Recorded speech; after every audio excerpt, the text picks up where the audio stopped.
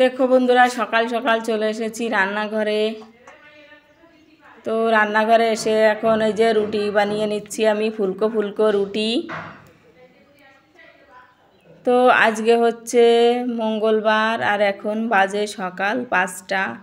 তো আমি আরও সকালে উঠেছি, ঘুম থেকে উঠে ছেলের জন্য দুধ গরম করে ছেলেকে দুধটা খাইয়ে দিয়েছি। আর আমার সঙ্গে সঙ্গে ছেলেটাও উঠে পড়েছে। তো ছেলেকে মা নিয়ে গেছে, একটু ঘুরতে গেছে রাস্তার দিকে, আর বলছে কিছু ফুল তুলে নিয়ে আসি ঠাকুর পুজো করার জন্য। আর এদিকে আমি রুটিগুলো বানিয়ে রেখে যাচ্ছি, তার কারণ মা ছেলেকে নিয়ে পারবে না করতে। আর এমনিতেই মায়ের হাতে ব্যথা, রুটি বানাতে পারে না হাতে ব্যথার জন্য। তো আমি একটু সকালেই সেজন্য উঠেছি যে রুটিগুলো বানিয়ে রেখে যাব, তাহলে সবাই মিলে খেতে পারবে। আবার ও বাড়িতে যেতে হবে, মুরগিগুলো খাঁচার মধ্যে রয়েছে, ওদেরকেও ছাড়তে হবে, খেতে দিতে হবে। তো মাঠে গেলে তো সেই 10টা সাড়ে 10টার আগে আসতে পারবো না, তো মুরগিগুলোকে সেজন্য ছাড়তে হবে। তো বাবাও চলে গেছে মাঠে, বাবা গেছে লোকের কাজে জোনে, বাবাও 5টার সময় চলে গেছে কাজে।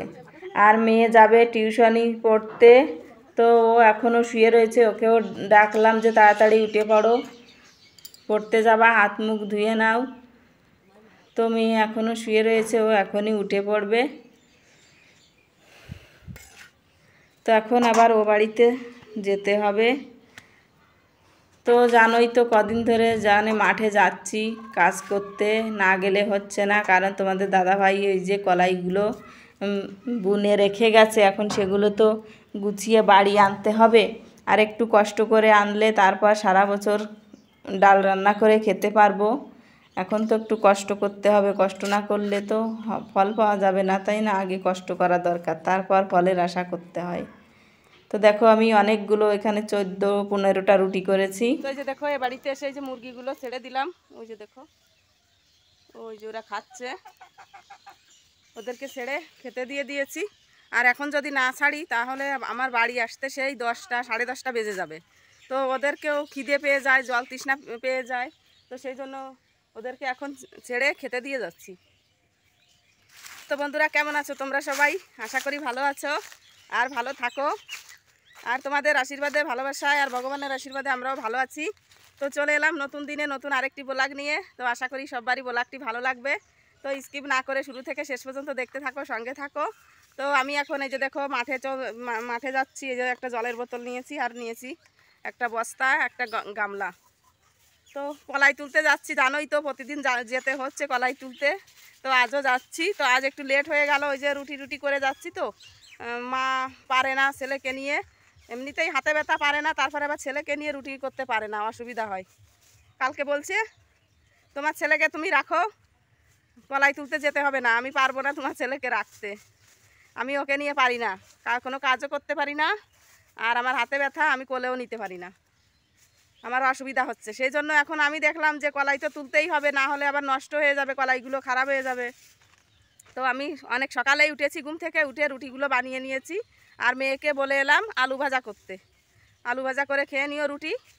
তো আমি এখনও কিছু খাইনি, আমি সেই আসবো বাড়িতে তখন খাবো। এখন আজকে কটা বাজে জানো তো? আজকে 6টা 22 হয়ে গেছে, আর জমিতে পৌঁছাতে আরও 10 মিনিট লাগবে। তো চলো এখন যাওয়া যাক, না হলে আবার অনেকটা দেরি হয়ে যাবে, রোদ উঠে যাবে। তো যার শরীর সেই বোঝে যে কোনো অসুবিধে হলে কতটা কষ্ট হচ্ছে। তো মা কি করবে বলো তো? এমনিতেই সুগারের পেশেন্ট, তারপর আবার হাই প্রেশার, মাথা ঘুরায়, প্রায়ই বলতে থাকে মাথা ঘুরাচ্ছে মাথা ঘুরাচ্ছে। তারপর আবার কি বলে, কোলেস্টেরলও বেড়েছে, হাতের ব্যথা, মানে নানান সমস্যায় ভুগছে। সেই জন্য শরীরটা যখন খারাপ থাকে না, তখন ভালো কথা বললেও রাগ হয়। যে কোনো মানুষেরই ভালো কথা বললেই রাগ হয়, তখন কোনো কথাও শুনতে কারো ভালো লাগে না। তো আরও তো তারপর একটা বাচ্চা সামলাতে গেলে অনেকটা অসুবিধা, ভালো মানুষের তাই একটা বাচ্চা সামলাতে গেলে মানে পাগল হয়ে যায়।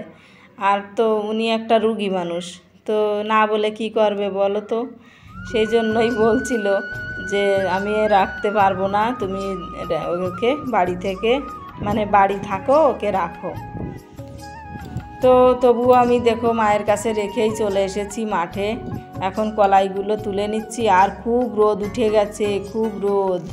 তো দেখো এই যে আমি কলাইগুলো তুলে নিয়েছি, আর একটু আধা পাকা কলাইগুলো তুলে নিচ্ছি, কারণ জানো তো ওগুলো যদি রেখে যাই তাহলে মানে সকালে তুলে যাচ্ছি, বিকালবেলা এসে দেখছি ওগুলো কালো হয়ে গেছে, তাহলে রেখে গিয়ে কি লাভ বলো তো। তাই সেই জন্য আমি ওগুলো তুলে নিচ্ছি, ওর সঙ্গে সঙ্গে রোদে দিলে ওগুলো থেকে ডাল বেরিয়ে আসবে, সেজন্য ওই সবও তুলে নিচ্ছি।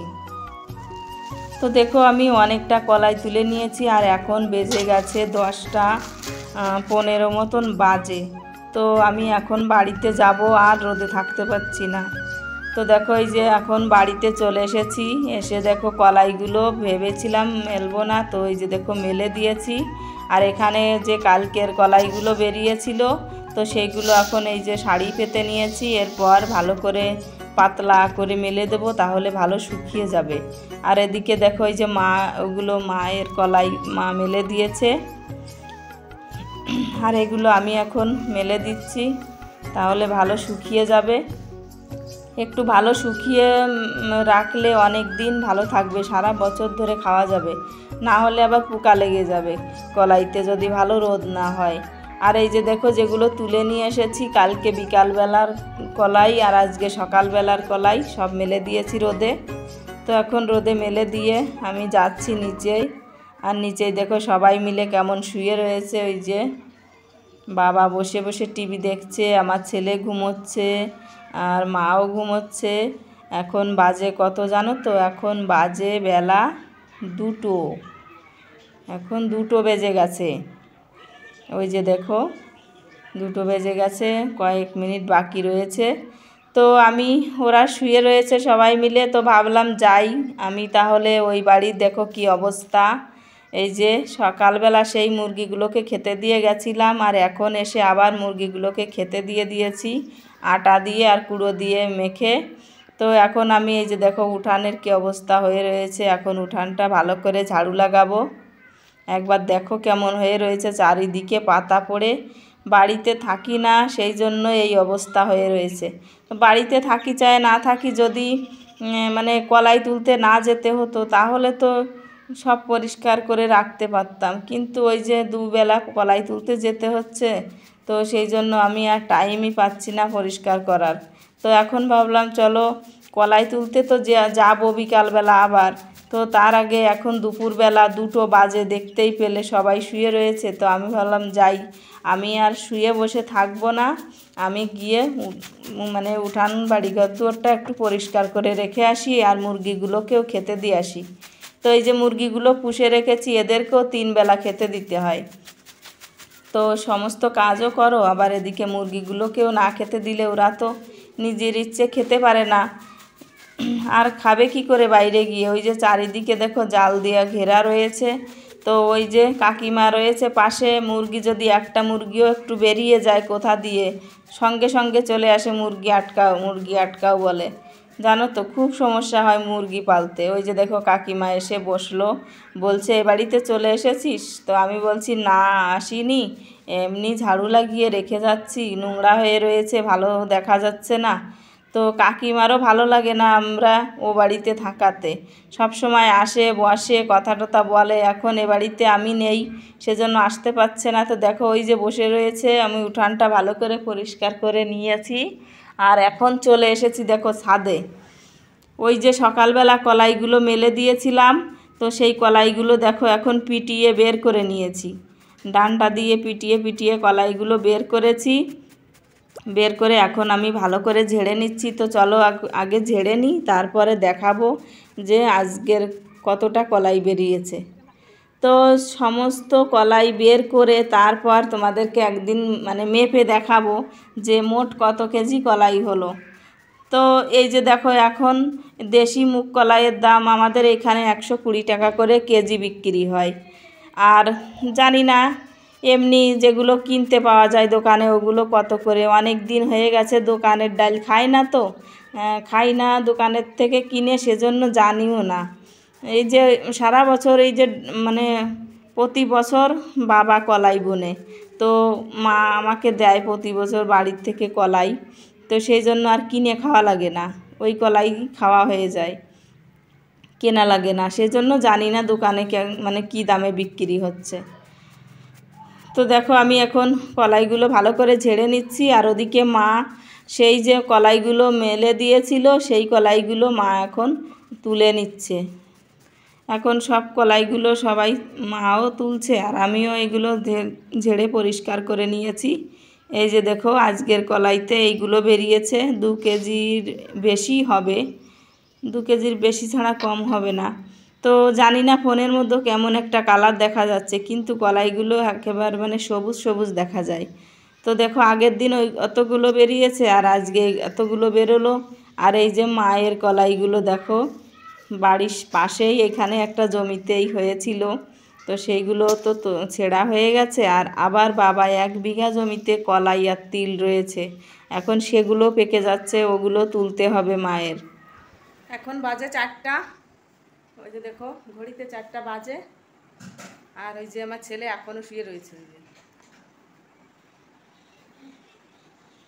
সেই ঘুমিয়েছে 12টার সময়, এখন 4টা বাজে, তাহলেই কয় ঘন্টা হয়ে গেছে বলো তো, এখনও ঘুমোচ্ছে। খাওয়া নেই কিছু না, ঘুমিয়েই যাচ্ছে। তো এখন আমি আবার যাব মাঠে কলাই তুলতে, আর ও ঘুম থেকে উঠলে ওকে ভাত খাইয়ে দেবে মা। তো আমি যাই, গিয়ে কটা কলাই তুলে আসি। এখন 4টা বেজে গেছে, তো সন্ধ্যা পর্যন্ত যে কটা পারি তুলবো, তারপর বাড়িতে এসে আবার স্নান করতে হবে। একদম পুরো ভিজে গেছি, শাড়ি টাড়ি পুরো ভিজে গেছে গরমে। তো চলো যাই। তো বাড়িতে গিয়ে উঠোন ঝাড়ু লাগিয়ে আসলাম, তারপর আবার কলাইগুলো বের করলাম ছাদে গিয়ে। তো একদমই ঘেমে ভিজে গেছি, আবার এখন যাব মাঠে। তো স্নান তো করতেই হবে বাড়িতে এসে। তো এখন দেখো বাড়িতে এসে দেখি মায়ের রান্না করা হয়ে গেছে রাতের বেলার। তো এখানে ডাল রান্না করেছে আর করেছে কচু ভাজি। তো এখন তো রাত হয়ে গেছে, এসে দেখি মা রান্না বান্না করে নিয়েছে, আর আমি স্নান টান করে নিয়ে ছেলেকেও ভাত খাইয়ে দিয়েছি। তো এখন আমি দেখো খেতেও বসে গেছি, আর বাবাও বাজারে গেছিলো, বাবা এখনই বাড়িতে এলো, বাবাকে ভাত দিয়ে দিয়েছি, দিয়ে তারপর আমি খেতে বসে গেছি। আর তার আগে মা খেতে বসেছে, মেয়ে খেয়ে নিয়েছে, ছেলেকেও আমি খাইয়ে দিয়েছি। তো বলো তো স্নান না করলে হয়, প্রচণ্ড গরম পড়ছে এখন, তারপর যে কাজ, তা স্নান তো অবশ্যই করতে হয়। তো চলো এখন খাওয়া দাওয়া করে নিই। দেখো কচু ভাজা খাচ্ছি আমি, খুব সুন্দর লাগছে। আগের দিন সেদ্ধ করে রেখেছিলাম, তো সেই কচু আবার পিস পিস করে কেটে ভাজি করা হয়েছে তেল দিয়ে।